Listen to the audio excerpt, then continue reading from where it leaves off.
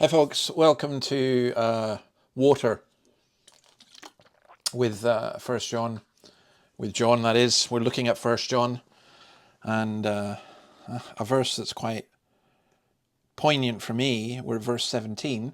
We've been looking at do not love the world or anything in the world, and we saw yesterday the lust of the flesh, the lust of the eyes, the pride of life. That comes from the world.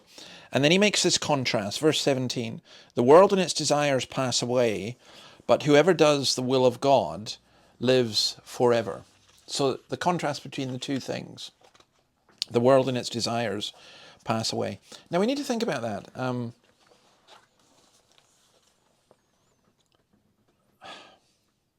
just wondering how much I will say, how much I can say. I've not had a good week, right? So a lot of things. I regard it, I mean, some Christians don't like this kind of language, others love it. Non-Christians wouldn't understand it. But I regard it as a week where the devil has been incredibly busy and with a lot of different things. And it seems like some things are being taken away. And, you know, you look at that, you look at what we love, you know, just think about how sometimes relationships, sometimes material things, sometimes work, sometimes things in the church, that things that we love, things that we enjoy, things that are not wrong, things indeed that are good, can be taken away. And here, this idea, there's a contrast between what is going to be taken away and what won't be taken away. So, you know, the world is very brittle. It's very interesting. One of the things that happened this week is that our car, the windscreen got chipped. In fact, it got more than chipped. It got cracked. I think something fell on it, or in some ways, while it was parked. And I just was out today, and you know, I'm going to have to pay $1,000 to get the windscreen replaced, because they're not just simple things anymore. You know, they've all got sensor lights and all that kind of stuff. Now, the only reason I mention that is to say that it's brittle. And the things in this world are brittle. You got loads of money, you can't take it to the grave. You're a real good time person.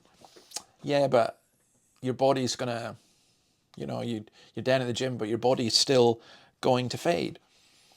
And all these things, that's true surely of everything. But whoever does the will of God lives forever. Now, the will of God is loving the Father. That's what he says. And that's the contrast. If you love the world and the things that are in the world, then you may say that you love God because you want to get the things that are in the world, but all that goes.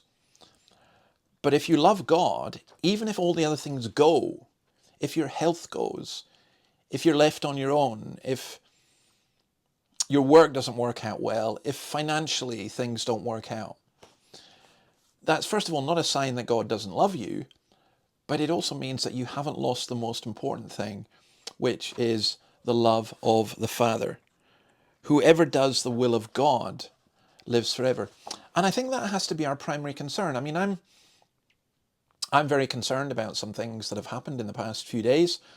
But I think my biggest concern has to be this. Am I doing the will of God? Am I doing what's right? Not what is happening to me or why is it happening to me, but am I doing the will of God? Whoever does the will of God lives forever. Now, by the way, John is not saying if you live a perfect life or if you're good enough, you're going to live forever, because the will of God is to believe in the one he has sent, and that is in Jesus Christ. The will of God is to follow Christ. And that should be our priority. So, where's your heart? Really, that's what this is asking. Where's your heart? If your desire is for this world and the things of this world, it's going to fade. It's going to fade. It's going to pass away. If your desire is for the will of God, then that will never fade. And whatever your particular circumstances today, because sometimes we're rejoicing, sometimes we're not rejoicing, you can know that and you can be assured of that. And personally, I find that just an enormous comfort. So God bless you, and see you tomorrow as we continue to go through Coffee with John. Bye.